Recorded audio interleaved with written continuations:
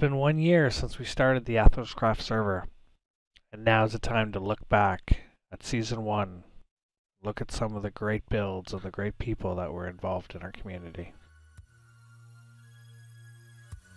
So as we fly out of the main area here of the AthosCraft, we called the main area Rhodes, and the big statue was the Colossus of Rhodes. The palace was the Palace of Rhodes. The medieval district.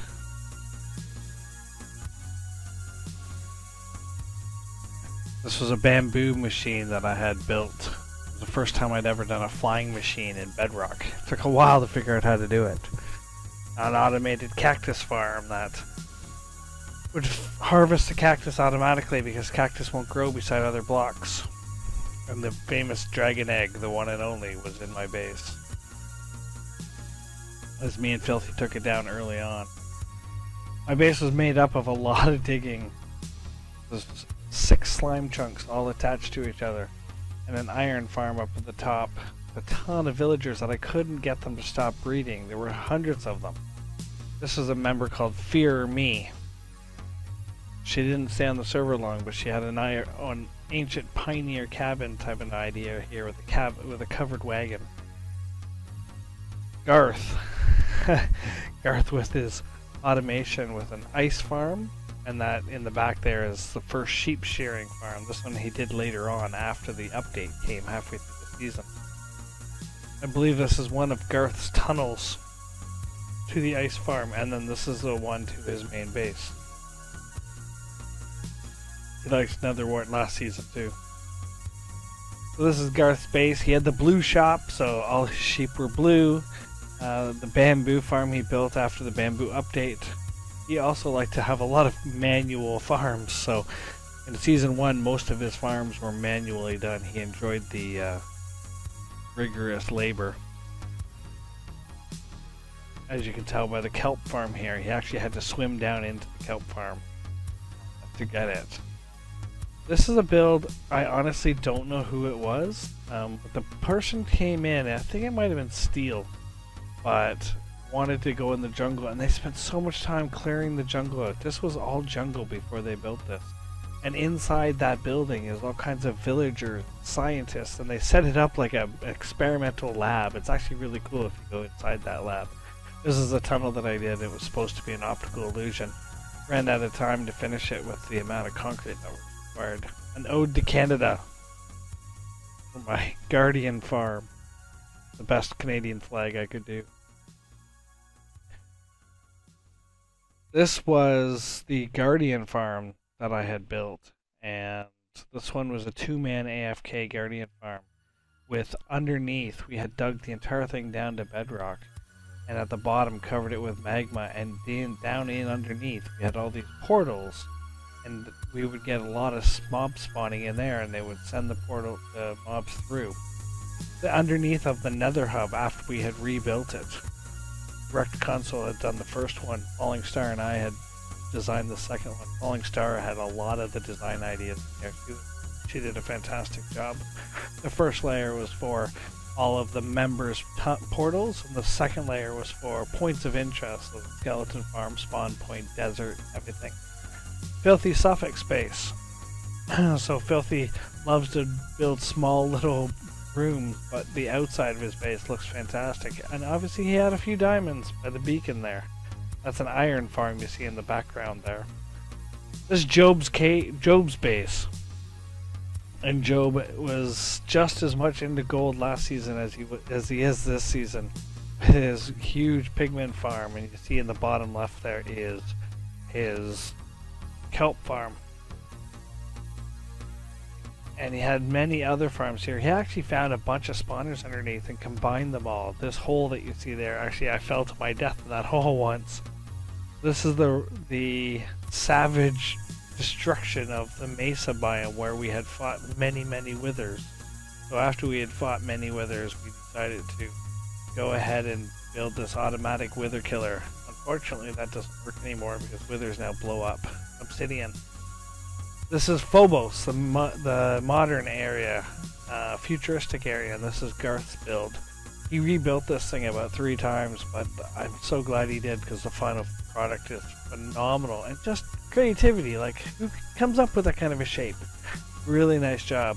This is DC Star. He built these little, I'm going to call them habitat spheres, where people can live in these spheres in the future, maybe on an alien planet on Mars. That. This is my build. Garth often joked at me that the bottom looked like a pocket watch.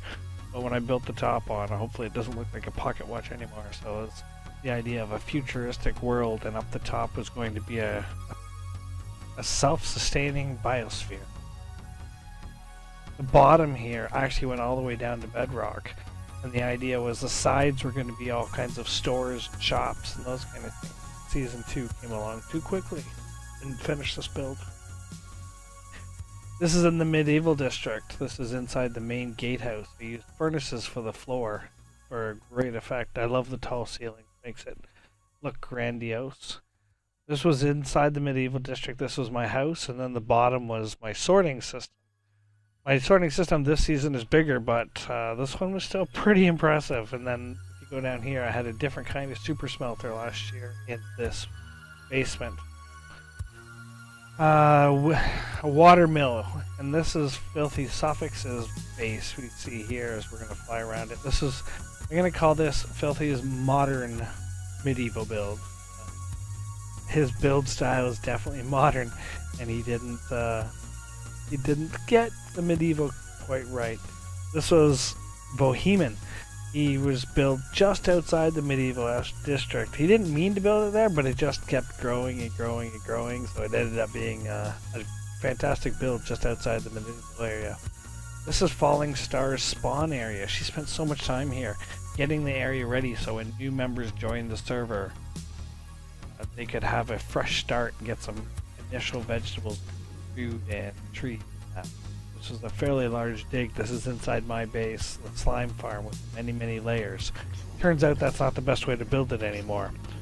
This was an automated redstone clock mob farm where the water would push the mobs down into this area where they would die on the magma. I'm going to fly over top of the medieval district here and see all the builds. Now I'm going to give credit to Lyra here. I built all the walls around the outside, and Lyra came in at the last minute, and I didn't like the towers, and she rebuilt them, and they look fantastic. She did an awesome job. And all these 5 little houses you see right here at the end, she built all of them right near the end of the season to sort of complete this area. It was fantastic. Can't give her enough credit for that. Also, the landscaping done around the castle. The castle never got finished, so we're going to call it the ruined castle. So it definitely is medieval. Here's a mob farm that Garth was building. He started this right at the very beginning of the season when he joined, but he never did finish it. I think he was trying to figure it out and use science to figure it out. Goldblood built this base sort of as a natural habitat with these white pods everywhere, and then he used the purple glass with the fog effect. That's a lot of work to get that to happen. And then he had a secret entrance down the side where you can go in. This is Jonah McD. He wasn't on the server very long, but he built this cottage building here. Looks fantastic, and I think he did a fantastic job. Now this is Bohemian. So Bohemian joined the server fairly late, and he just, in 2 weeks, built this huge city. And it was like, holy crap, how much time did you spend building? He's extremely quick at building, and what's even more surprising is he plays primarily on mobile. So he builds all this on mobile, which for me, I can't use mobile, so all the credit to him for doing this kind of build on mobile. This is also Bohemian. He originally had this as a villager farm, and right now it's being repurposed as a sheep and friendly mob farm. This is Falling Star's base. She came up in that round circular building there. She had built the first day she was on the server. And she has a manual sorting system in there, a little OCD. But she's one of our best builders on the server. And that was actually an ink farm that she had built. We found a little ocean biome right in the middle of the river. And in Bedrock, ink only spawns in oceans. This is DP, or Bulk No Regrets, built a wizard tower. This is Job's Maze. Lots of fun running around that. I can't remember how much time. I think it was like about 2 minutes to get through it. I think I was one of the fastest ones, but I can't remember now. DP or Bulk or No Regrets. Wizard Tower. Tony and I had to move because it was in the way of the palace, so we moved it voluntarily, block for block. Exact match. Garth's Slimes. At Christmas they had Santa hats on them, and they were Santa slimes. And it's funny, this creeper has been in there for months. He is always in there.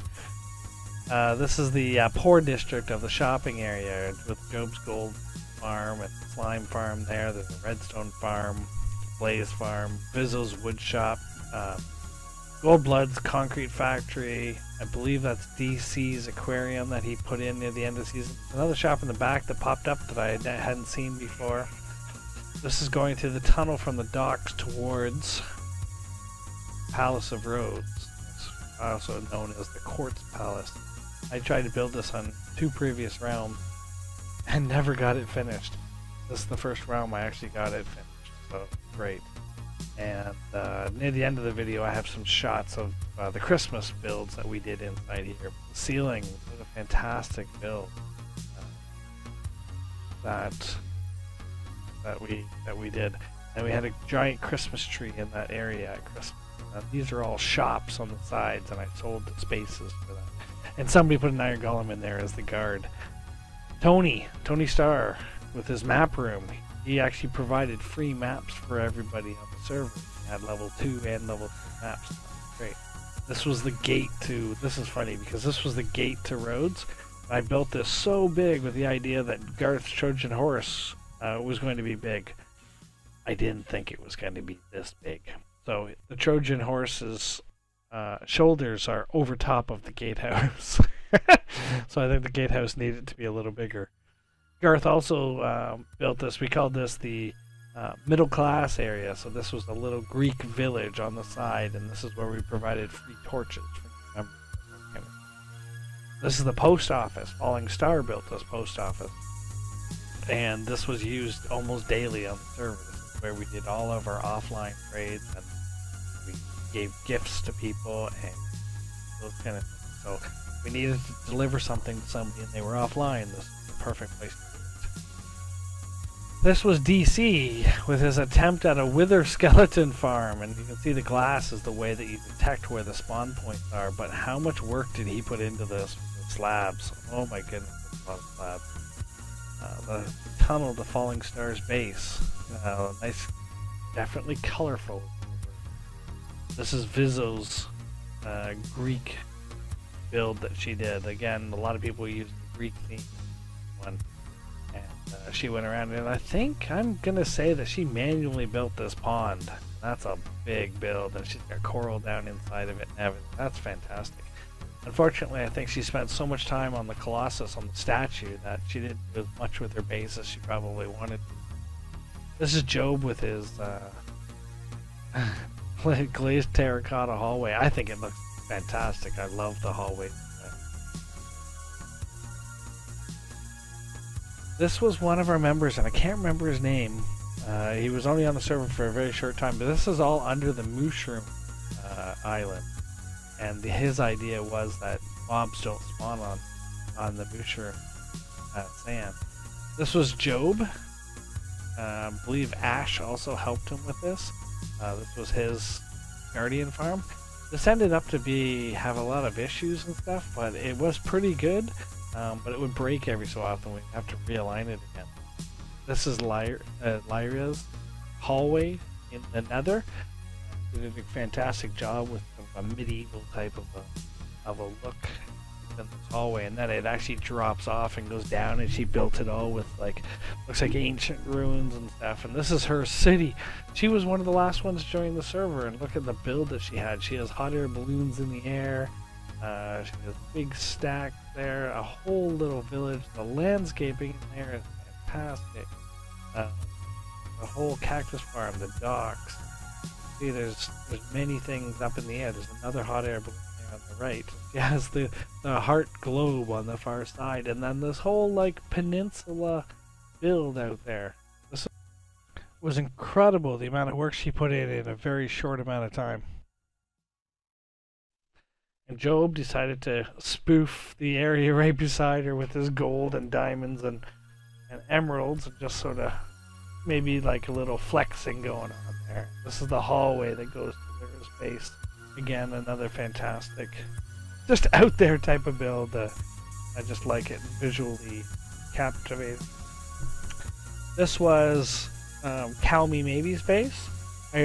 Originally it was started by Freehand Quasar, who did all the docks, and then after he left, Cal joined and Cal took over the area. Cal actually ripped down a lot of the buildings and put it there.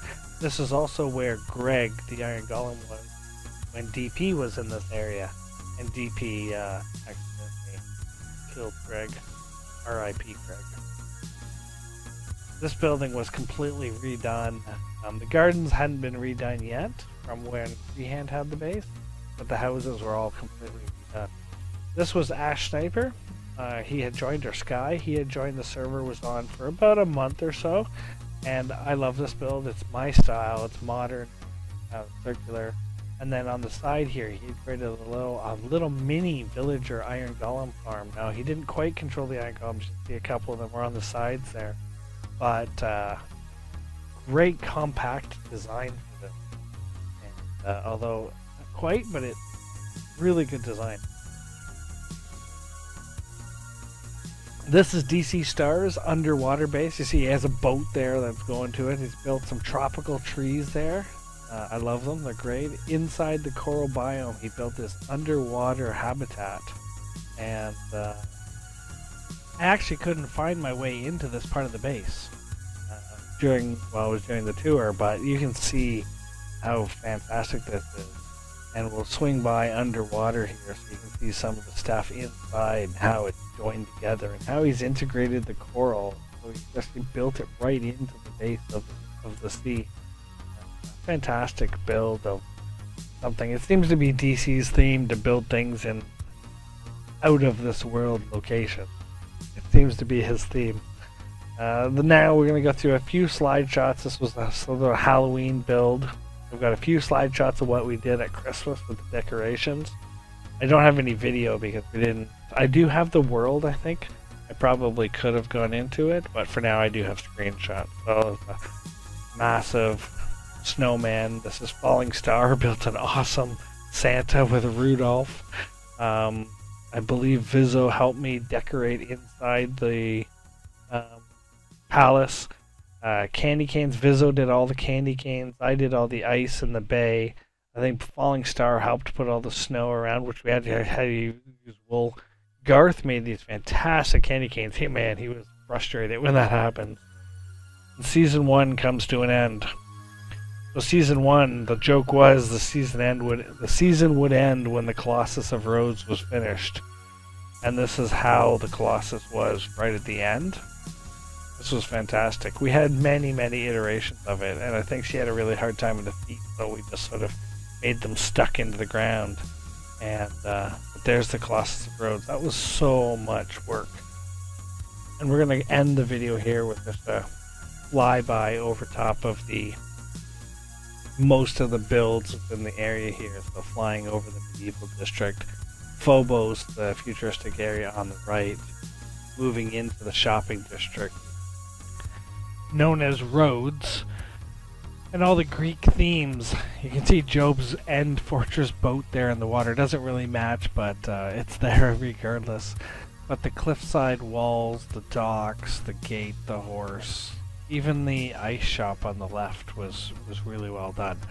All of the theme here was Greek, and the idea here was the palace was the main center of the area. As we move in towards over the palace and towards the maze, you can see Bohemon's area there in the background. His build was actually fairly close, and he had some underground railroad tracks that ran to that area. On the right hand side there, past Bohemon's base, you can see some tropical trees just coming into the distance in the boat, and that's where DC Star's underwater biosphere was. And then now you can see right in the end there is DP's Wizard Castle coming into focus. We're going to end it there. If you liked this video, please hit that like button and please consider subscribing. And we're looking forward to the rest of Season 2. Thank you.